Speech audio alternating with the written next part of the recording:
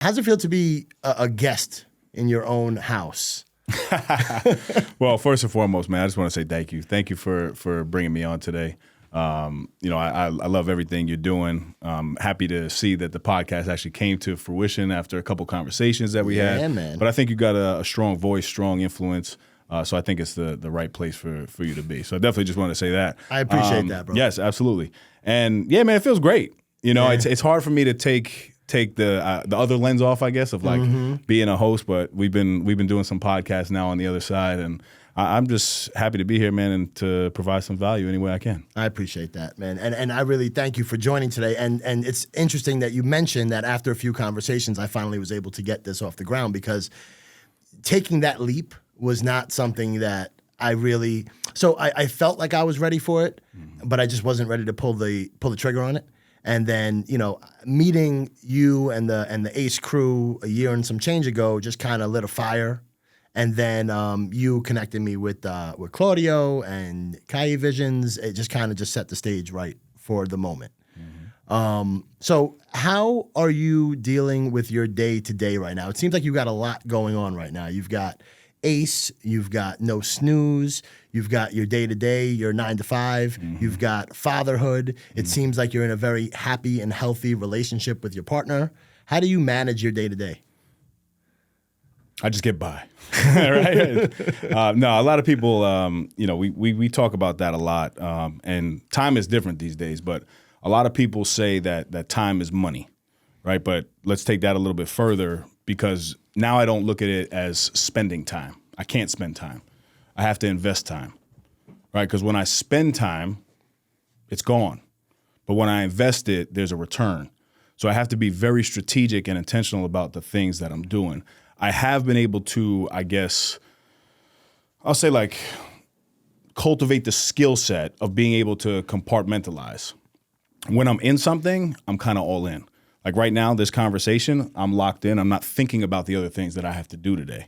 And I think the quicker people are able to do that, the more successful you'll be, right? Even for my daughter, me in fatherhood, there's a moment that I can speak to where I just felt change, my shift in time. Me pushing my daughter on the swing, I used to push her with one hand, and I would be scrolling on my phone, sending an email on the other. To me, I'm just thinking push, but I'm still over here, push. I just actually started putting my phone in the pocket, pushing her with two hands, and now every time I push her, I give her an affirmation. Yep. I love you. Yep. You're beautiful. Yep.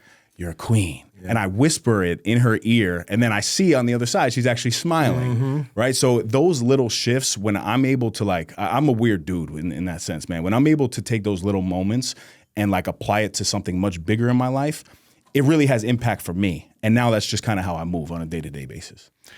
What kind of tools are you using? Do you me? I'm a big Google Calendar guy, and I like to color code. Yep. Kind of like if I'm in money making activities, if I'm in personal activities, if I'm in sort of entrepreneurial activities. What do you use to manage? Like if I'm saying, hey Dave, let's do something a month from now. How do you monitor that? So fortunate in business, I have a secretary that handles my calendar as well as my commissioner as well. That's on the full-time level, right? Now, she's great because I can send her things and she'll kind of plug them in as needed. But each business has its own entity. If it's something me and personal like me and you, we want to lock in for a workout or something like that, I actually just put that in my phone calendar. Gotcha. So I utilize that. When I'm at work, even though I have a secretary there, I actually do the task list. I write it down. I'm very old school with that. There's something to it for me, being able to write it down and cross it off. And then if I don't cross it off, I have to come attack it the next day. And as soon as I have all of the things crossed off, I don't save that. It gets crumpled up and thrown in the garbage. So I'm a mix of old school and new school. I'm not very techie by any means. And then everything I do is team oriented, man. I got a lot of great people behind me. Obviously with the podcast, my one-stop shop with Claudio. I got my short form with Mike Press here. Action cultivates excellence. Obviously, my partner Sean Degnan.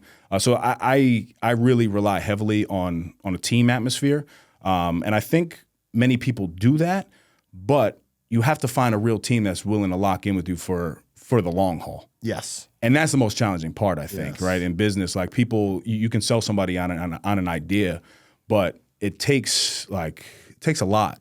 This guy behind the camera right now, Claudio, right? Like, you know, when we started this 5 years ago, it was very hard for him to see the vision of where it would go. And now it's only starting 5 years later to reap real benefits. You know what I'm saying? So I think it's a mix of like having a good team, having the calendars, the notes, all that. It sounds like accountability is really big in your world.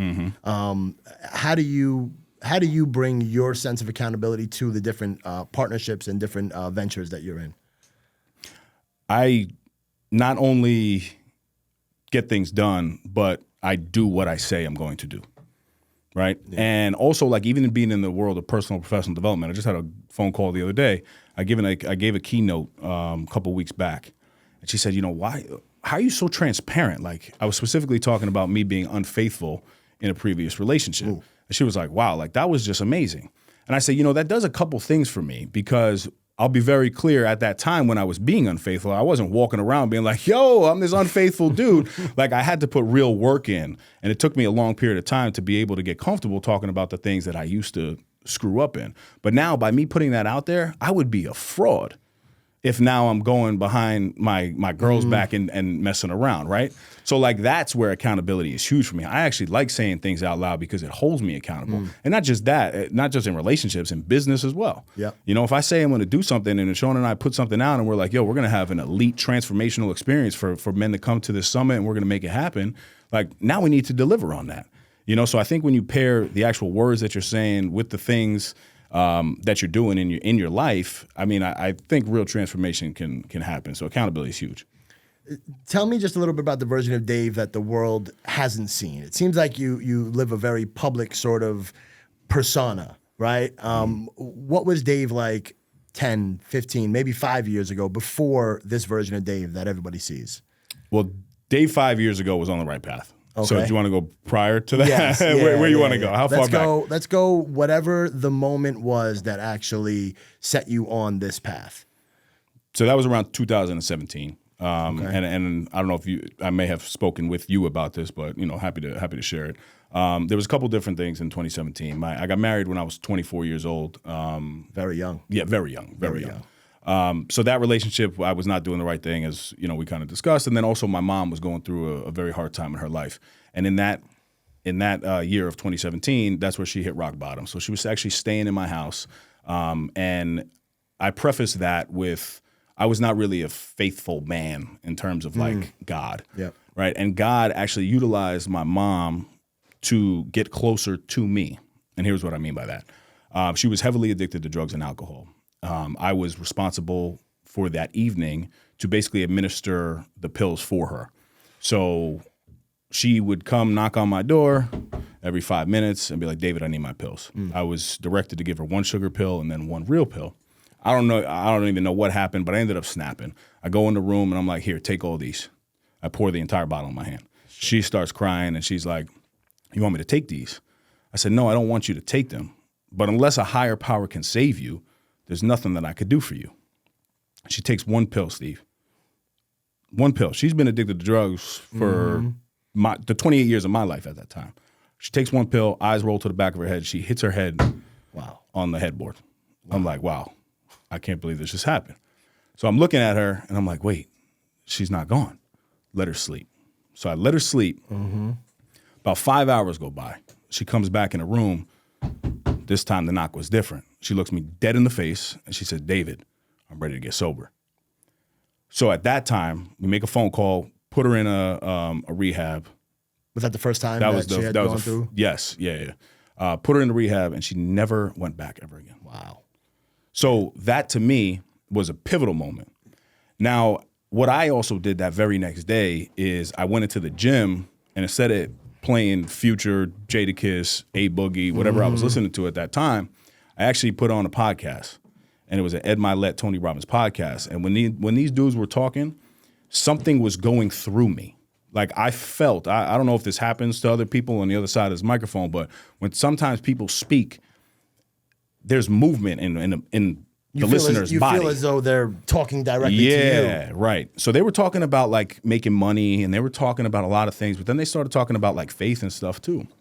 And it really shook me up.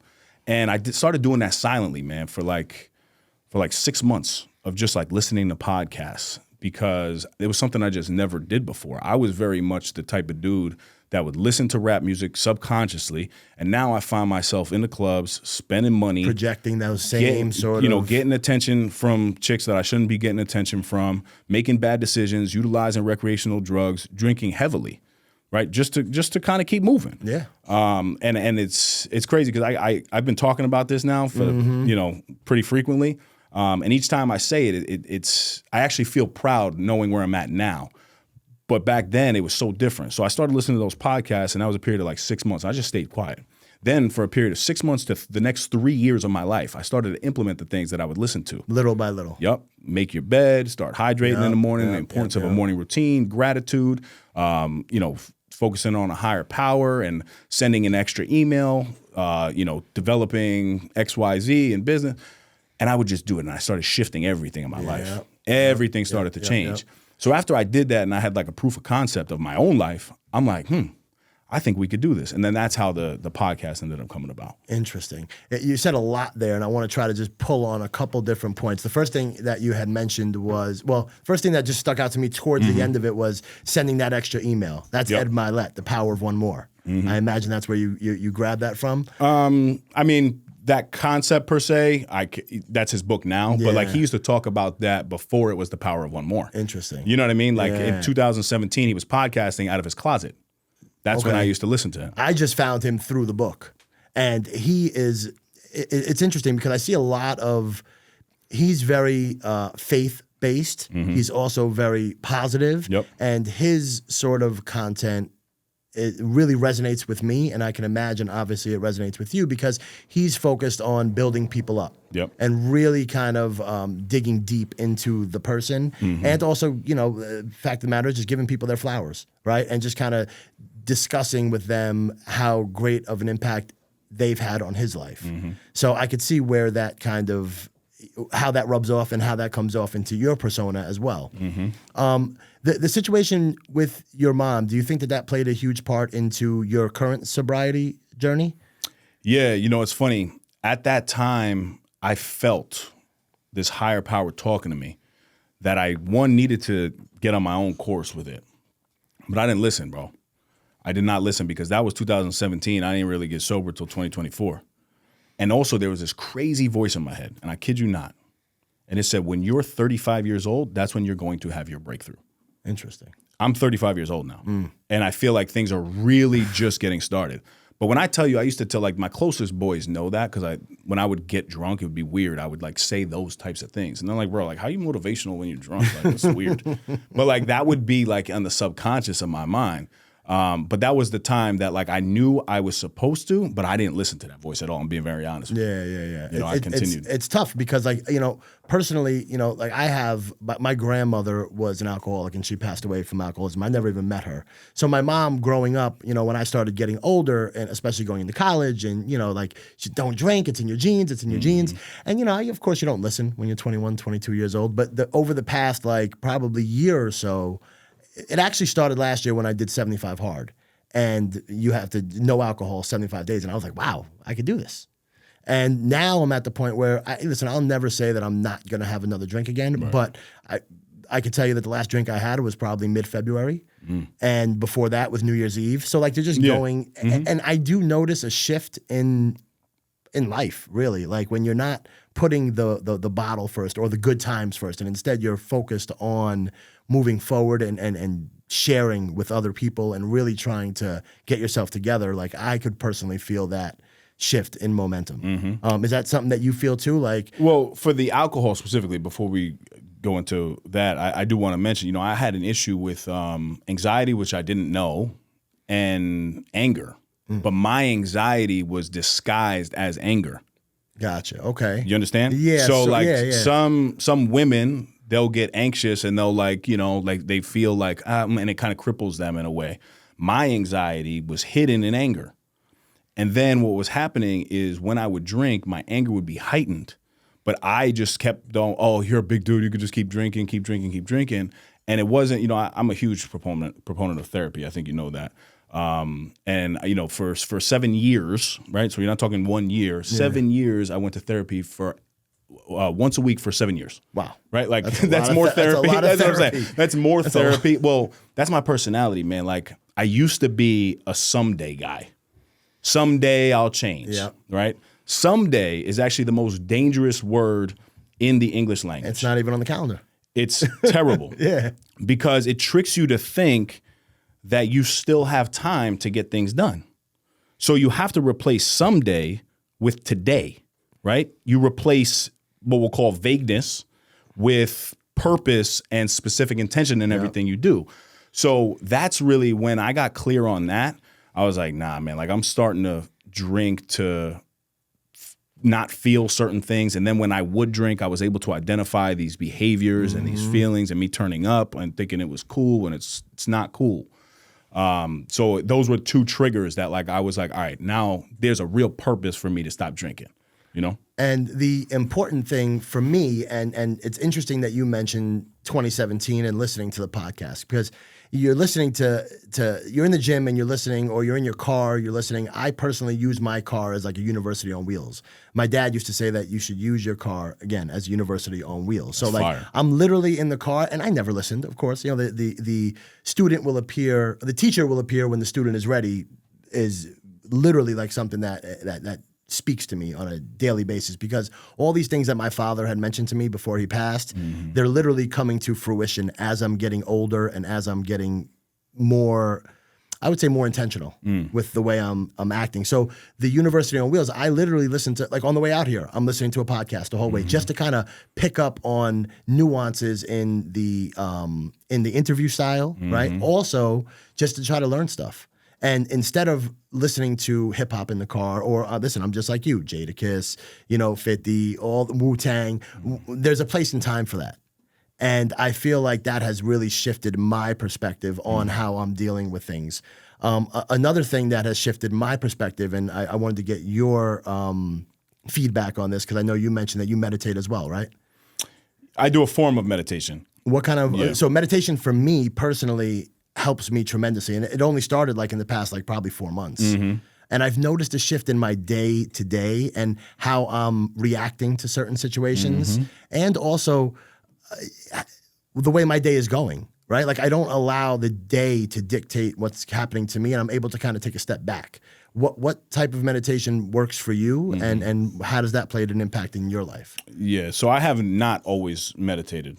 But over the past couple of years, I've played with it a little bit, and I've just really started to get very intentional about the meditation. So I probably do right now between 15 to 20 minutes a day, and I actually do it in the sauna. So same for me, bro. It's tough. It's tough because it's very hot in there.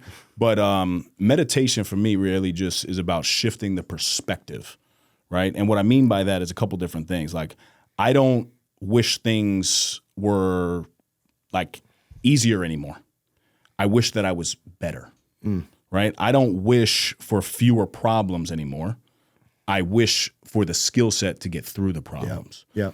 And these are all things that like through meditation, when that little music or that bell is kind of ticking, those are the thoughts that have creeped in. And now I'm also noticing that I'm tying the meditation to the Bible, right? The Bible is very specific about meditating on his word, right? So like when you hear that little thought in your head, now instead of just hearing that thought, like you actually have to take action on it. And now I'm a proof of concept guy. You know what I mean? Like if I'm doing something, I need to see results at some point. And there's just been too many things in my life that I've meditated on that now have come to fruition, i.e. the podcast years ago, i.e. ACE, i.e. me as a father, i.e. me as a public speaker. Everything that I'm doing, it's already done because I'm seeing it before it happens. It was funny, man. Before we went on Mike Chernow's podcast, I looked at Mike Press and I said, Mike, it was a great interview. He's like, what do you mean? I'm like, I just saw it. I sat on the train and I meditated for 15 minutes. And I literally, from the moment we walked in, I knew how the conversation was going to go. I'm not lying to you. Before you even walked in? Before I walked in. Because I had things that were coming up in that meditation that I already knew were going to happen. When I called you yesterday, what did I say to you? You had told me that you had meditated on what we were going to discuss. And the talking points were very similar to what I was telling you about that I wanted to talk about. How is it like? I'm not making that up. That's awesome. I'm not making it up, right? So like for me, it's proof. I can't lie. But I also thought it used to be funky to kind of sit there. I didn't know how to get quiet. I really didn't know. That happens with a lot. That happens to me a lot. Yes. But you just have to keep going. And I'll give you this pointer too. Like if people want to get into meditation, do a guided meditation and just repeat back the words that they're saying. Right? So if they're saying like, take a deep breath. In my head, I say, take a deep breath. And I just follow their words until you get to this place of being locked in. When you go to the gym 50 days in a row, like you might not really get the results you're looking for. Go 500 days in a row, see what happens. Yeah. You know? That's how I pray also, though. Like, there's so many similarities. Like, so here's the thing, right? And this is kind of like, this is something that I really wanted to touch on today. Like, so last May, you guys were hosting a cold plunge. Yeah. I had always wanted to do a cold plunge. I just didn't know where to do it, how to do it, what the purpose of it. I've been telling my fiance, like, I'm like, yo, I want to do this. I want to plunge. And then all of a sudden, you guys had Tommy as the host. Yeah. Tommy posts something on his IG that he was doing it. And I'm like, oh, all right, cool. And then I walk in there, and then I meet you, I meet Sean, I meet the rest of the Ace crew. And it's like, you know how when you just kind of know that you're around the group that you're supposed to be around? That's how I felt in that moment. And from there on, and I could honestly say this, like I have seen a huge shift in my own personal development, my business development, but especially like, and this is something that means the most to me, my spiritual journey. So the way I pray is that I throw on a YouTube video because like I could do the Our Father, I could do the Hail Mary, I could do all the stuff that I was taught in grade school. But for me, listening to the guided prayer and then saying it back, and this, to your point, like it really hits home a lot better for me in that moment. How do you deal with your spirituality and how big of a, I see that it plays a huge part. I mean, I see the Bible every single morning on your social media. Yep. Have you always been spiritual, or is this something that kind of has grown over the past, I guess, couple of years? If this was years ago and you asked me, have I always been spiritual, I would have been like, yo, is that a fruit? I didn't know what that was. I literally was Were the you guy. raised in the church? No. Really? No, my mom was Jewish, my dad was Catholic. Really? I used to be the guy. I used to have a coworker. And whenever I would ask this woman how she would say blessed. And I used to laugh at her. Steve. Yeah. Because I didn't understand. But when God is inside you, it's very clear now. Yes. And like that woman, although it seemed like a joke at the time to me, she had her own personal relationship with God. Yep. Which is a beautiful thing. And that's I think the best part about any religion, any higher power in general. I don't tell people go to my God, go to your God. Find your own version. And the way to do that, like I used to just talk in the air. There's a bridge that I drive over every day on the Taconic, right? And there's like some water there. So it was just a very peaceful like place. And I remember just kind of saying like, you know, dear God, and I don't really know what I'm going to say or what I'm going to do. And, you know, today I have this meeting and I'm just really asking for your guidance. Yeah. Thank you. Amen. There you go. I just want to say thanks for waking me up today. Gratitude. You know, give me a little bit more wisdom. And then that turned into, dear God, first and foremost, I come to you to say thank you. Yep. Thank you for the opportunity to rise up on this beautiful day. Thank you for blessing me with my daughter, Callie Michelle. May she find her passion and purpose in life early. I mean, I could go on for 17 minutes now. You know what I mean? Yeah. Like, it started very, very low key for me. And I think everybody can do that. Like, we all want things to happen in our life, but we don't necessarily put it out there and ask for help. Why wouldn't you put something out into the man, this is my belief, right? Into the guy who created the whole world in 7 days. And it was 6 days because on the seventh one, he took a chill pill. Were you, so you said you were not raised in the church. Were you baptized? I was baptized and bar mitzvahed, my brother. Really? I don't know how many people have done that. And, my brother My brother actually. Oh, really? Yeah. No. I'm saying from birth. So I was baptized. Yes. Really? Yes. My brother Michael. So my father was Jewish. My mother was Catholic. Okay. So and there's 3 boys. So in the Jewish faith, the oldest son has to say a prayer when the father passes. So my brother Michael was raised in baptized, confirmation, the whole 9 yards. But he also had a bar mitzvah. Oh, wow. Yeah. All right, good. Yeah. I didn't follow either of them. And, I'll say this. Why I follow Christianity is very clear. And I identify as a Christian now simply because of this reason, right? If, to me, being a father is hard and being in a relationship is hard, you want me to go talk to a man behind a curtain and basically, ask for, his forgiveness or ask, his advice on something that he's never been able to be with. He's never been able to be with a woman. Mm-hmm. He's never had a child. Mm-hmm. Why is it when I can go into a Christian church, you could talk to somebody who has an entire family and understands everything that's going on. So for me, that makes sense. So I went to I started in public school. Then I went to, my mom took me out in 5th grade because public school was getting bad in the Bronx. Mm-hmm. Then I went to Catholic school until junior high, and then they put me into a Catholic high school. It wasn't your traditional Catholic high school. It was run by the Jesuits. And the Jesuits are an order of priesthood that teach you to kind of think outside the lines and not to necessarily follow the path that the church kind of tells you. And that was super impactful for me because it allowed me the freedom to find my own way to God. Mm-hmm. Now, of course, listen, I graduated, I was 18 years old. I never really went back. Once I was done with people telling me I had to go to church, I stopped going. Yep. But now that I'm 43 years old and you start looking for, and you start hitting these roadblocks in life where it's like, what do I do? And you can't necessarily ask other humans. Mm-hmm. It's so comforting to be able to ask somebody above and trust your gut with whatever he ends up putting inside of your spirit. Do you feel that you have the spirit inside of you and that God speaks through you, sort of, or your actions? Yeah. So it actually goes a little bit deeper because I don't really follow my gut instinct anymore. I really do follow my heart. Really? Because I do feel that God is inside guiding that on a much different and deeper level. Mm-hmm. It's hard to identify, though, because there's so many thoughts that happen throughout the day. You know what I mean? Just on a base level from science, we have 60,000 thoughts every single day. 80% of those thoughts are negative, subconscious and conscious. Yep. So I have to do everything in my power to not only be positive, but also be faithful, right? And sit, and meditation is huge because that's where I think you can really tap into my heart. I do this exercise with my high-level coaching clients where first thing in the morning I have them put their hand on their heart to count the heartbeat. You know how many of them tell me that they can't count it? Because they can't feel it. Really? That's interesting. Because it's very hard to do. Like if you're a person that kind of goes, just through the motions and you're not really connected to a higher power, it's a very hard thing to do. Like if you just sit there and put your hand on your heart to actually find it, is a hard thing. So I slow them down. Well, also being able to be quiet enough to hear it. Exactly.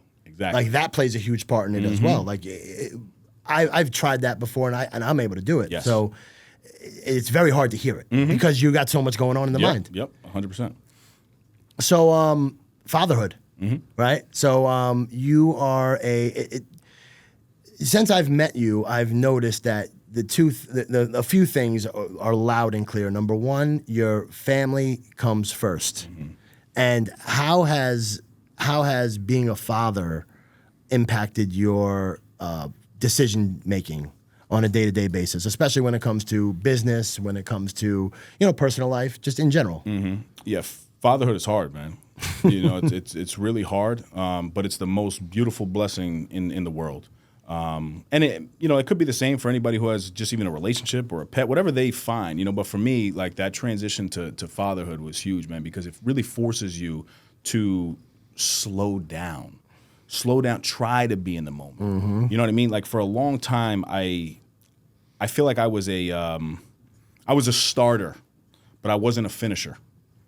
Like in business, I actually quit a lot of things, which a lot of people don't know. Yeah, well. Like I started a beard oil company. That failed. I started a hat company. That failed. So now, as a father, my focus is being a finisher. Yeah. don't just start the journey. You could have one good year. You could have two. Right now, for me, I'm still a rookie. I'm 5 years in. Yep. My goal as a father is to be a finisher, to be the most influential man in that girl's life and my future children, because it's the most important thing to me. Yep. Right. So that to me is the biggest correlation with business. Is like I was a failure because I just started things. Yeah. I would just say, I got an idea, I got a concept. Let me start. Fatherhood ain't that way. I literally have cut somebody off in my life, a close person to me, because he is a father and he is not around for his child. I can't relate to that. Tells a lot about somebody's character. I personally, where I'm at, there's no place for a man like that in my life. Now, if there's like a crazy situation and like the courts may be mandated, whatever, you know what I'm saying? But if you make a strategic move to abandon your children, Dave Reggina can't be in your life. Yeah. I agree 1,000%. I always look at it where people who are, and again, I'm not gonna judge anybody for whatever activities they do with their children, but like for me, like I need to know that you actually are there for your kids. If not, it just changes the dynamic of our relationship because that just tells a lot about your character. 100%. Right, and it's the same thing like with liars, right? Like I cannot be around a liar because you're literally every single thing that they say, you're sitting there questioning like, wait, is that accurate? Is that not accurate? So I could feel that. And where do you see the biggest impact on your daughter? Like in terms of like you being there, like do you meditate on fatherhood and like because I mean, listen, you're able to see conversations on podcasts. Where do you meditate and where do you see your impact on your daughter? I don't know if I meditate on fatherhood. I kind of just, I guess that's a term for it, right? But like, I'll give you an example that just happened. So my daughter just got Star of the Week. Okay. When I tell you, that's what I'm saying. Like, Congratulations, Steve, I almost opened the podcast with like, I'm a ball of excitement right now because my daughter is Star of the Week. So today, what grade is she in now? She's in pre-K. Okay, there you go. No, listen, that's UPK, which isn't even a real grade yet. Yeah. So she got Star of the Week, and it's probably the second or third time she's done it. But she's had like a little tough stretch, just emotionally. She's going through some things, and she's adapting and whatever. And I asked her this morning because before we came here, I have a busy day, man. I got speaking engagement after this, and then I have a family engagement at night. Like it's a lot. But I wanted to make sure that I showed my appreciation to her. So I took her to breakfast, just me and her. And she actually picked her clothes out today. And it, just ironically, because I asked her, I said, "What does that shirt say?" And it said, "I love Dad." And she didn't know. She can't read. And then I told her, I said, "Wow, you picked Daddy's shirt?" She's like, "Yeah, I did." I'm like, "Girl, you didn't know what it said." But so as we're sitting down and she's eating her pancakes, I said, "Callie, what do you think got you Star of the Week?" And she said, "Well, I think it was because," and I'm gonna try to say it like she did. Yeah. She said, I think it was because 3 kids asked me to play, and I told them, of course, I'll play with everybody. So she's like now basically taking in the positivity and like the kindness that we're showing her in the household as parents, right?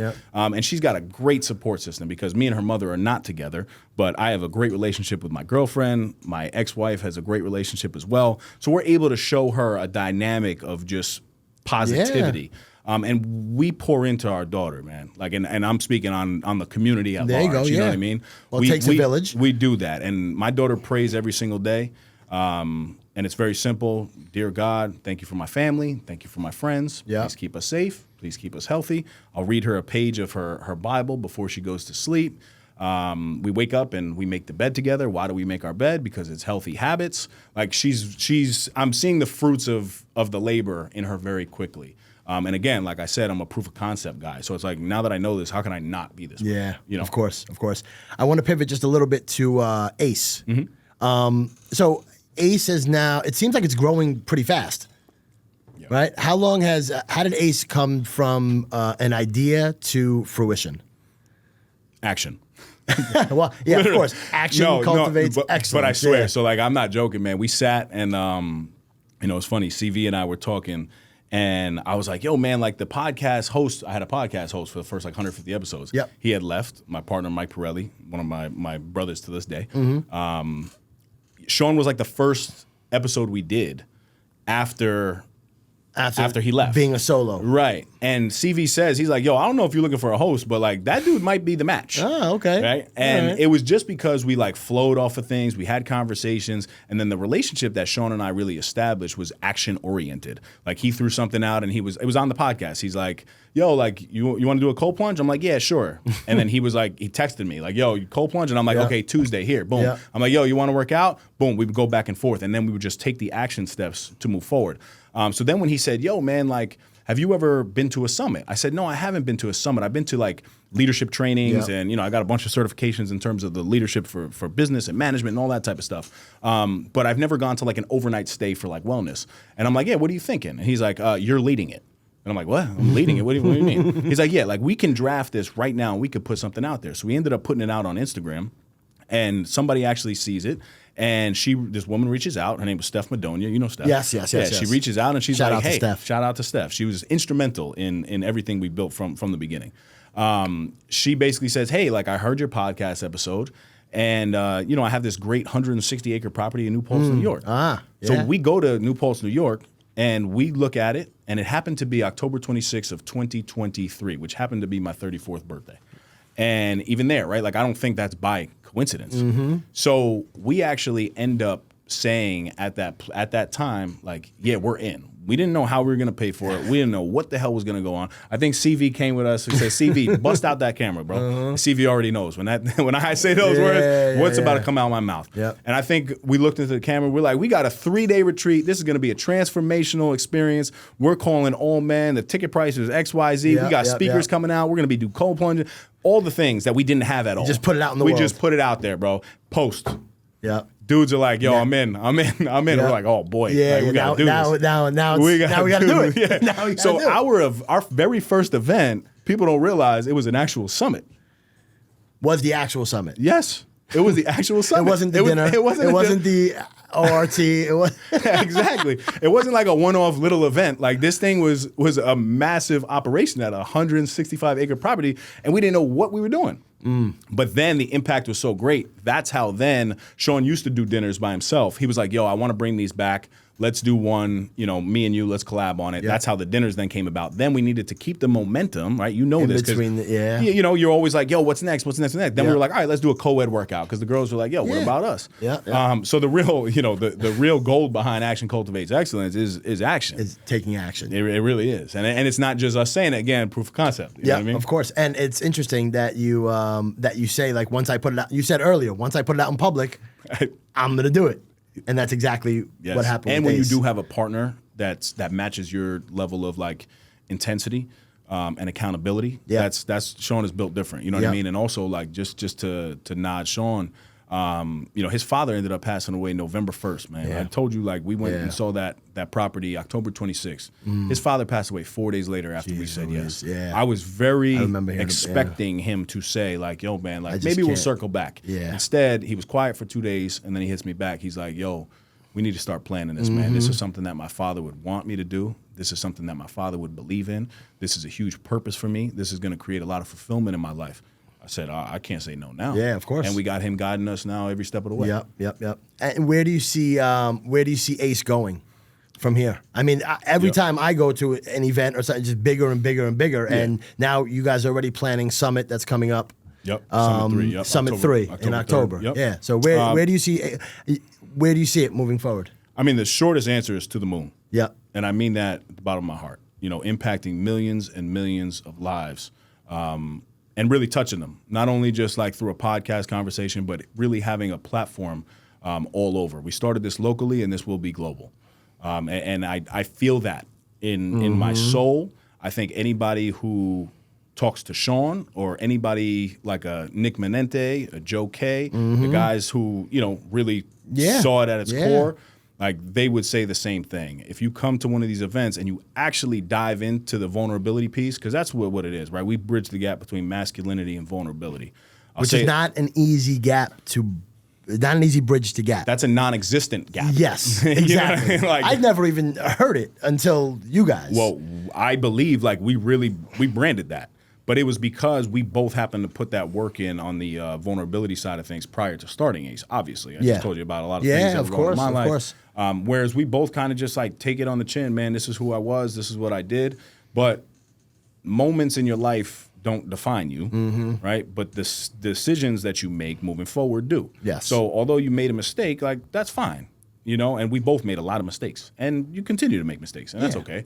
But as long as you're on the path of growth, that's really what we're about. And tying that gap, you know, between the masculinity and vulnerability is huge because just dudes in general don't like talking about their feelings. No.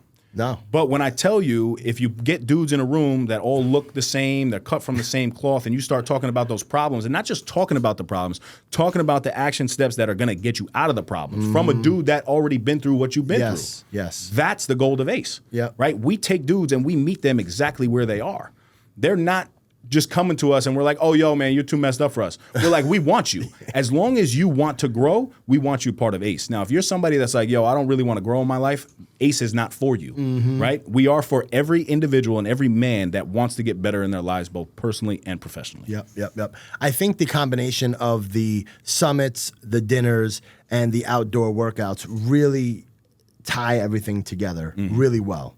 And as a member of ACE, I could tell you the benefits that it's had on me. And I think obviously I did already earlier, but like, you know, just shout out to the both of you guys, man. And obviously the core group, you know what I mean? Like it's really refreshing because listen, I think you and I are very similar, right? Like we grow up and we're in the nightclubs, we're doing all the things that we kind of think that like your 20 and 30-year-old selves are supposed to be doing. And then you get to a point where it's like, I got to grow the fuck up. And I really got to figure it out. And you don't know where to go, and you don't know what to do. And you're also, as you said, like, you know, it's really hard to be vulnerable. But opening those doors and walking into that dinner and that summit. I mean, listen, I've never been to a summit before either.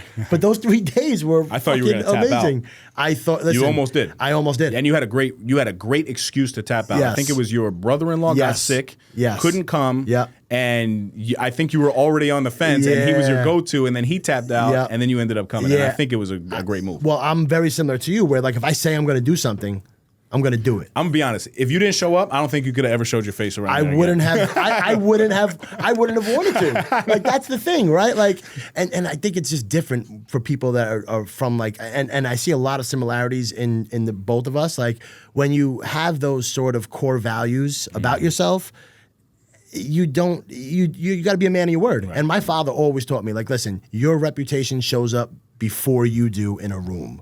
So if you have a reputation for being somebody who's kind of flaky, somebody who's kind of like on the fence about certain things, I'll do this, and maybe I'll do this, then that's going to show up way before you. So when you are looking to connect with people and you're looking to grow with people, it makes it very difficult to build those relationships when you don't have those core values. Just kind of speaking of core values, I like to talk a lot about legacy. What type of impact do you want to have on, I'm going to use a very broad population, the world, and what do you want people to say about you when you're gone? That I was real. That I did not change on the come up. You know, like I'm not joking with you, Steve, that I do feel very strongly that, you know, we will be impacting millions of lives. But I want the people who I grew up with to have the same respect for me as the person who meets me at the end of the journey. Yep. Right. And I think that's built through kindness, through respect.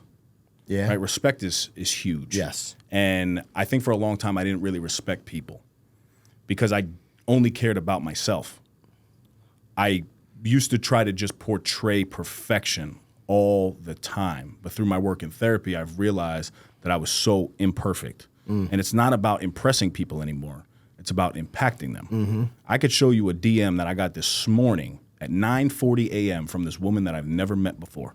I had put up a post talking about having faith over facts and the situation with the doctors telling me that I was going to be sick, whatever. Yep. She said, David, this hit home for me so much. This is actually what saved my child's life. Wow. And it's not me, right? The fact that she's already gone through that. Yep. So I hit her back and I'm like, you're an inspiration to me. Like, I just got Crohn's disease. Like, you're talking about some really serious, deep stuff. I love connecting with people, right? And I want people to feel that I'm available to them, right? Sometimes people look at me and they get intimidated. Well, that's on them. Yeah. Because anybody who has a conversation with me and really does truly get to know me, I'll hear you out. I mean, we might go our separate ways, but like, we're going to sit down and we're going to talk and we're going to have a conversation. So it would be along those lines, man. I really want people to feel respected by me. I don't really care about the legacy I leave. I really care about how I made people feel along the way, if that makes sense. And I want to make my daughter proud. You know, that's also a major thing for me. And that's a huge accountability piece. Like, how can I be putting things out here? And then on the back end, like, you know, my girl, my daughter are looking at me like, yo, he's a fraud. Like, you can't, how would I be able to look in the mirror, man? Yeah. I noticed that. It's interesting you mentioned that, because I noticed that once I started the podcast and once I started really doing more and more content, it's like, you got to make sure, like, first of all, what you're saying is who you really are, number one, because the people who are closest to you know, right? And number two, like, just, again, like, just really being your authentic self when the cameras are rolling and making sure that what you're doing is matching what you're saying. It's hard. It's not easy. You know what I'm saying? Like, yeah, I know. It doesn't matter what level of influence you have. I was just talking to my therapist last week, and I said this just, I think, on Vinny's podcast. My therapist said to me, influence brings insecurities. Okay. And I'm like, okay, let's talk about it. Yeah. I'm curious too. And he's like, yo, like, you're constantly just pouring into people all the time, right? Like, you really do lead a life of service, and not just with the podcast, not with Ace, like, even my full-time job. Like, my most fulfilling piece of my full-time job is actually receiving an application for a program, right, in local government, and then seeing the price, and then seeing that the family can't pay for it, me crossing out the price of $150 and putting $8. You know what I'm saying? So, like, I'm really living this life of service, right? And this is a chosen life because, you know, public service, you choose to do that. But when you're doing that, you really have nobody else pouring into you the way that, like, you're showing up for everybody else. The only person that really does that for me is my girl, obviously. Yeah. But there's only so much that she can do. Of course. So when my focus is just serve, like, influence, impact, and blah, blah, blah, everything I say, I'm constantly filling up people. Right. It's hard to get your own, you know, your own security up. So that's where that saying comes from. And it made a lot of sense to me because it's something that, like, although, yes, I do have a level of influence, and I believe that, like, you know, I'm stepping into my purpose, you know, and I really do feel that. I don't want it to seem by any means that it's like, oh, he figured it out, because I don't. We're all a work in progress. Oh, and it's not just about, like, progress, right? It's about, like, this just direction, like, you know, going in that direction. You could stop for a minute. It's okay. But you don't want to go back. You want to keep going forward in that direction. You know? Yep. And you're allowed to, I feel like you're allowed to, I believe you're allowed to you're allowed to stumble, I guess. I don't want to say take a step back, but you're allowed to stumble, you know, as long as you get up and you keep going. And you know, like, how do you know where you're going? How do you know how to move forward in your daily basis if you don't know where you're going? Me personally? No, just in general. Oh. Like, but like, if you don't know the type of life that you want to lead, it's going to be very difficult for you to make decisions and make bad decisions and not make the right choices when you're hit those crossroads. I talk to a lot of guys that tell me they don't know what they want in life. Yeah. And I give them a formula for that. Tell me a little bit about the formula. Okay. If you want a certain life and you have no idea how to get there, I ask you one question. What is the life you don't want? Okay. All right. Explain it to me in detail, because somebody, and there's science behind that, right? Like, I'm tapping into your negative thoughts, because you're a negative person, not you, but the person that we're talking about. Yeah. It's very hard for you to see the light, but it's very easy for you to see the dark. So talk to me about the dark. Yeah. So, like, tell me exactly. If somebody says, I don't want to be an alcoholic. I don't want to die of a heart attack. Right. I don't want to do. Okay, XYZ. Now what I do is I take, okay, what are the most important things on that list? And then we focus on the one, and then I'll build you an action step and plan to get there, right? So even when you don't know what you want, as long as you know what you don't want, I can help you out. And this exercise, this is part of your one-on-one coaching, right? Because I don't know so much about your one-on-one coaching. I just kind of recently learned about it. How long have you been coaching people one-on-one? I've been doing it for years, but paid for a year. Okay, all right. Listen, it started back in 2014. I had, I've always been actually training physically clients, and I've always done that even when I left the personal training world. Okay, because I trained athletes for a long time in sports performance. So that's really where it started, and then I became a high school basketball coach. Okay, right, and it was the at my alma mater, King in Stanford, actually. Okay. Right? And what I was doing for those athletes really became transformational because I was tying leadership principles into the physical training. So we would do physical trainings, and then I'll coach you up on a paragraph from Jim Rohn. Right? Like we'll do physical training, and now we'll talk about like Tim Grover. It started to like create this thing for me, and then I added my own like swag to it. But my life was still a mess. So then I kind of like, as I got into government, I kind of like stopped doing that. So that's what I mean by like I was doing it for a long time. Yeah. And then, it just really became clear to me that like dudes want alignment, right? I want alignment in my life. I think that people want alignment, but it's easier for us to relate to obviously males. I just respectfully, I don't coach women. I'm not a woman, right? Exactly. So like I can't.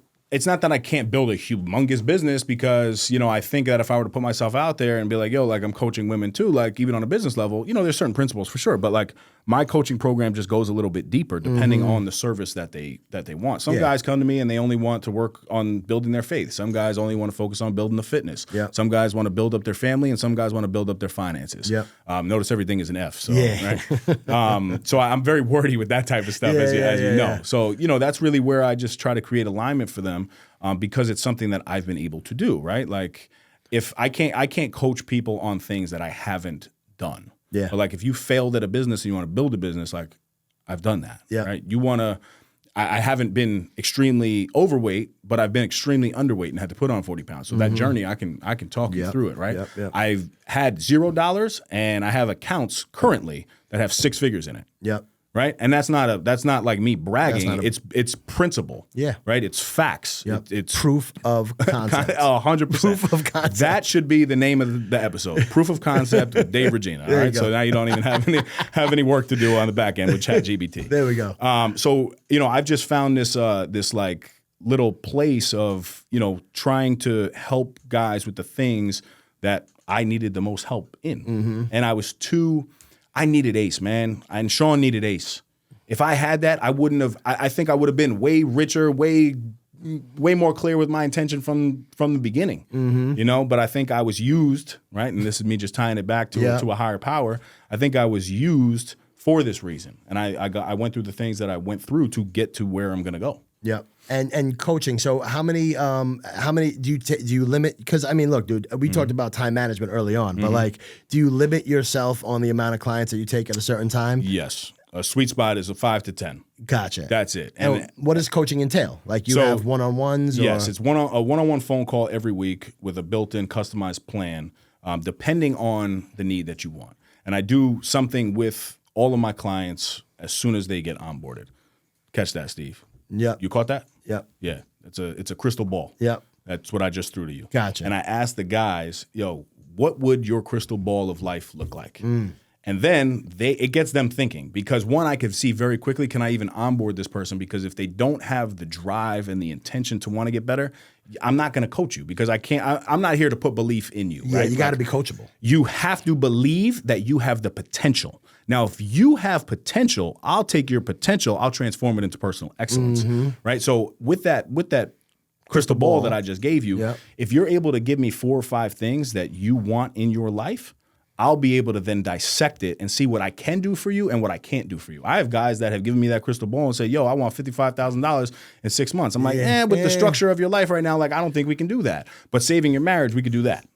And that's where it's like it's on an as needed basis, right? Like, of course, dudes basically give me their problems, and now I can tell you what I can really help you with or not help you with. So you're meeting them where they are. I meet them exactly where they are. So that's where it starts. And then from there, it's a phone call every week, which we spend about an hour, and then I give actionable steps. Yep. Like, my clients, they range in price. We don't need to talk about price. That's fine. You know what I mean? But depending on the level of service that they need, they leave with actionable steps to move forward. X, Y, and Z. Yes. Yo, Tommy, write this down right now. Mm-hmm. This is what you need to do for this week. Yep. And then I have guys that are just like more like conversational, like therapy. Yeah. Right? And that's because they want it that way. Yeah. I have to also lean into the strength of the male that I'm working with. And that's something that I've noticed. And their personality. You cannot just give an XYZ to everybody. Nope. And that's why we do those phone calls. But some guys, I'll give them A to Z, and they won't do shit because they don't like being told exactly what to do. They like the creativity to just hear a perspective. Yo, this is kind of where I would go with it. Yo, circle back with me next week. Let me know. Yep. I have guys that have built thousands. They receive between $5,000 and $9,000 a month on their side hustles. Yep.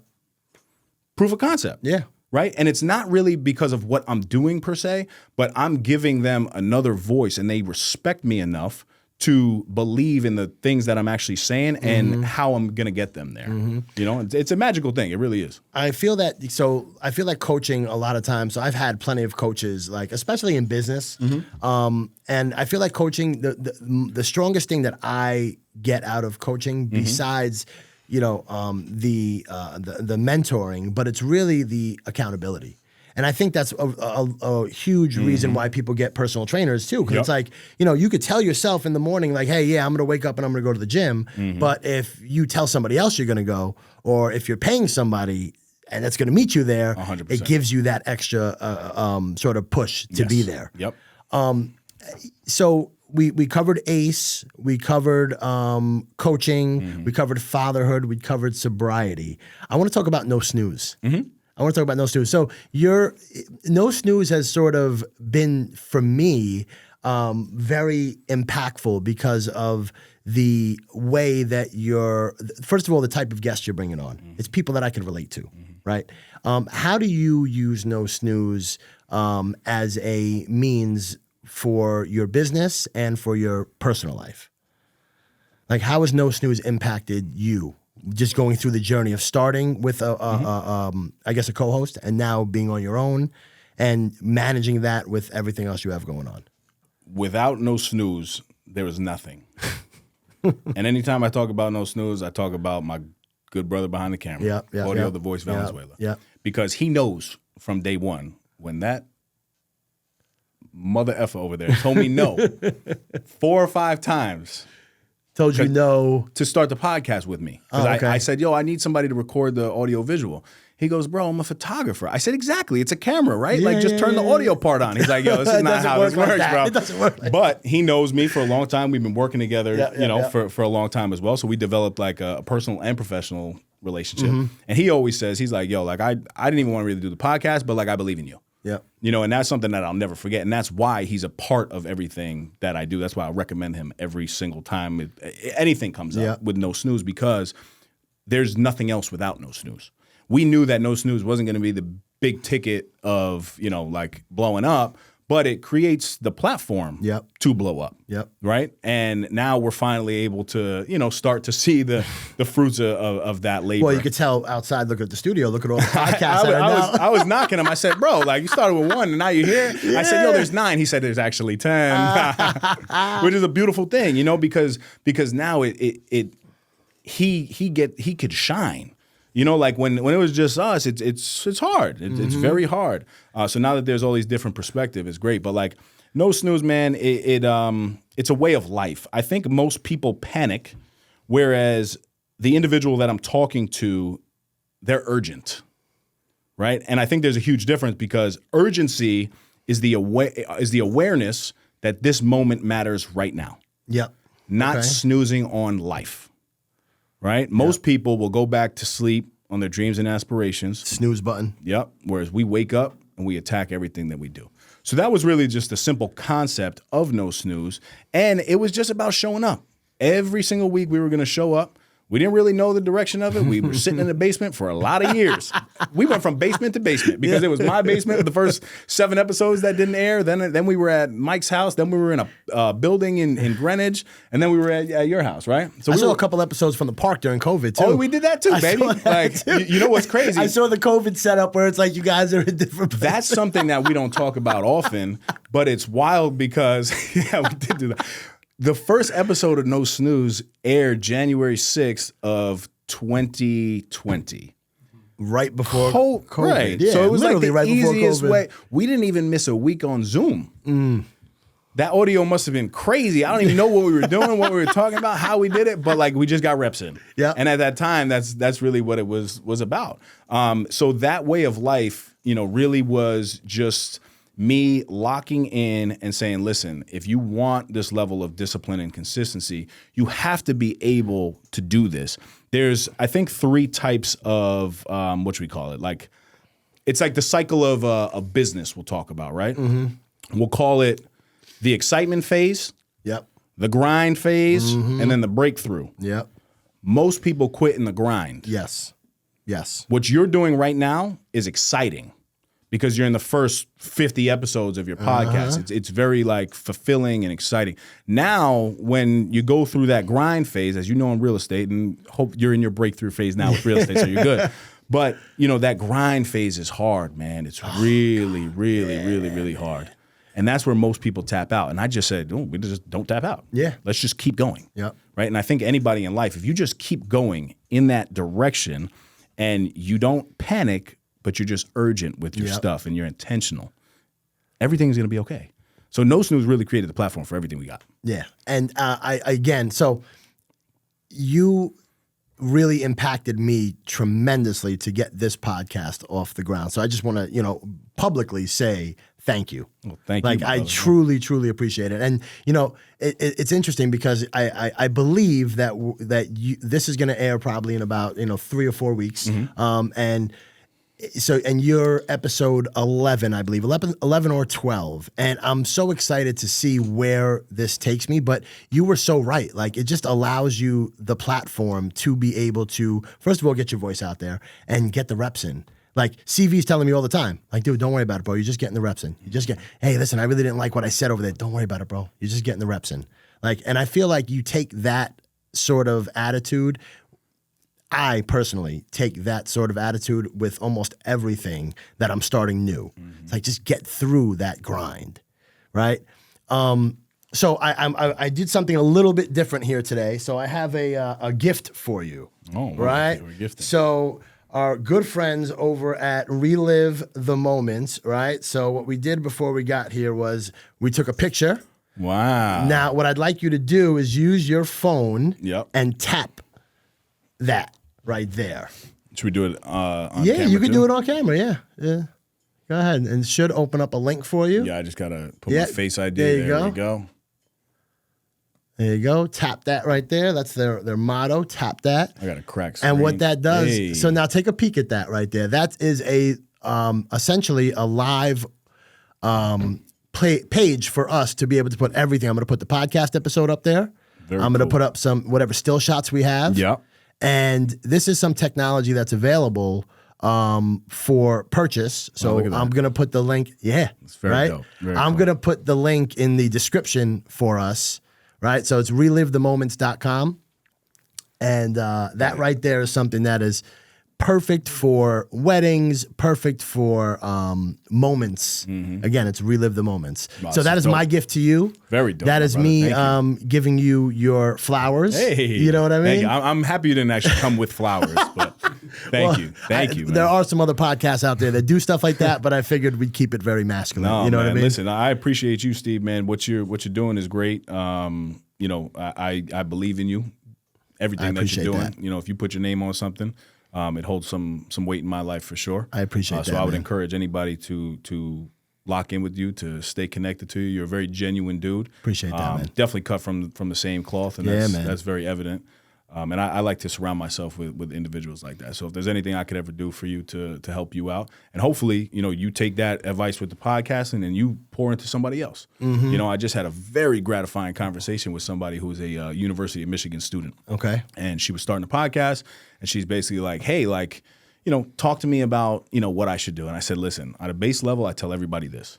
Plan out your first 10 to 20 episodes. Yep. Like you have to do that. Yep. Right? So I do think that podcasting can be for anybody who has an intention of really putting themselves out there. Yep. Right? My boy Rashad Bilal from Earn Your Leisure. Yep. Him and I go back and forth on this. He's like, bro, no, it's not. Stop telling people to put it out there. Only put it out there if you have value to provide. And we do I do agree with him for sure. But I'm putting the positive spin on it, where as long as you have a business, dude. So it makes sense to get your reps in, to put the content out that you're putting out, to build the connections. Podcasting is connections. Yeah. And also you come pay for a space. You now create a relationship with somebody else. Now that person collaborates with you because podcasting becomes a commercial for the individual that you're interviewing at no cost to them because you're taking the cost on. Yep. So it's a win-win situation all around. So I do think more people need to be getting involved in podcasting. I agree. And so you gave me some of the best advice, which was plan out your first 10 episodes. What other one piece of advice would you give to somebody who wanted to get a podcast started today? From the day you record, be strategic. So that shirt that you're wearing, Yep. shout out my boy, James McLeod, that vitiligo guy, because everything is a business. Yep. So Is that the shirt that you're wearing right now? yes, positivity over negativity. Okay. Right? Who's what? That's the name of the brand. Positivity. Over No, name? so it's that vitiligo guy. Right? Okay. And he has vitiligo, which is a skin condition. Oh, okay. He's a great friend of mine. Gotcha. But my point in saying that is I was very strategic. Well, I wanted to shout him out. That's why. yeah, absolutely. Yeah, I wanted to shout him out. You know James, no? Yes, I believe so. Now that Yeah. you mention it, yes. Yeah. DJ, right? He's also a DJ. He does it all, baby. Yeah, He's a global force to be reckoned with. yeah. But I use that as an example because me and Mike were talking the other day, and he was like, yo, you always have some brand on that you're associated with. And I said, very strategic, my brother, very strategic. So not only is that what you should be doing, those bigger brands that you're working with, like the hat or whatever it is, you start producing content, you start tagging them. Now you can potentially develop real business relationships right from the start. Yep. But you don't go asking businesses, hey, you want to sponsor me? You start tagging them and unloading on them and showing them the value that you bring with your audience, right? So anybody who wants to get into podcasting, yes, get your reps in, but also look at it as a business right from the start. That's what I would do. Yeah, great. So it's so funny you say that because I personally, I got my Yankee hat on in a couple videos, but I do wear sort of the smaller sort of brands, but I was not tagging them, and that's great advice. Yeah, I mean, every post, any post that I can that I remember to do it, but Tom Stefano, right? He's an ace guy, he's an attorney. He gave me a hat. I'm showing up in an episode. Yeah, I saw it. Yeah, and I want shout him out Tom. You know what I'm saying? Shout out Tom. But I want Tom to get business off of that. And if somebody is just going to look at a video and they don't know an attorney, but they just remember, oh, yo, Dave, you know an attorney? Yep. Boom, Tom Stefano. Yep. I tell everybody, yeah, I got an attorney. I don't even need it. He's a personal injury attorney. Yeah. I'm but call Tom. It doesn't matter what type of attorney you need. Give him a call. He might know somebody. That's right. That's my ESQ right there, baby. I think that's that's right? ESQ? All right, good. I think that's a very a very valuable part of ACE also is the business connections that are going back and forth in there. Yep. And, I see it personally, right? And listen, I'm proof of concept, right? I'm sitting here right now because of the ACE event. Mike Press, who is an amazing videographer, I've used him already, and I plan on using him continuing to move forward. Those sort of are the, I'm big on lead and lag, right? So the lead indicators and the lag indicators, right? So when you hear that, that I booked Mike Press, that indirectly was because of the relationship that I have with you. And I saw the video that he did with you, and I saw, you know what I mean? So that is, again, just another thing that I respect about ACE and you and Sean and whatever, and what you guys are building over there. Thank you, man. It's very intentional. We from the start, I'll be transparent, we did not plan for that to happen by any means because business wasn't the intention. Yeah. It really wasn't. But you know, you know this. You're a businessman. You only do business with people you trust. Yes. Now, when I circle it back to bridging the gap between masculinity and vulnerability, vulnerability is trust. Yeah. When you're able to have a conversation like, and listen, dude, I've been in those breakthroughs. Like, and the bonds that are built just by people sharing, you want to do business with them. Why would you not want to do business with somebody that knows, you know, I've just connected with you more than I've connected with dudes that I've known for 20 years. You know, because we're talking about the hard things that are going on in our life and how we're getting through them. Yep. So that's really, you know, what ACE is all about on the business end. And we've got some cool things in the works, man, with some investors coming in and really wanting to capitalize on the things that you've been actually saying right from day one with like BNI and all that type of stuff. You know what I mean? Well, listen, man, I just want to kind of wrap up because I know that, you know, you've got somewhere else to be after this, but I really appreciate your time, bro. Seriously. And again, like just the impact that you, Sean, Ace, Claudio, Mike, everybody has had on me and specifically this podcast is extremely valuable, and I appreciate you, man. Let's keep going, man. Let me know anything I can do for you, bro. My man, I appreciate you. So where do people find you? Like if they did want to get involved in coaching, if they wanted to get involved in ACE, for those of you that don't know, how do they get in touch with you? Yep. So you guys can check me out on Instagram at Dave Reg. You can check out the ACE platform at ACE Sanctuary or the podcast at No Snooze Podcast. But typically my personal Instagram will give you, you know, links to everything. Everything else. For sure. All right. Well, listen, man, I really appreciate you, bro. And thank you so much for coming here today, man. Let's get it, bro. Thank you. My man.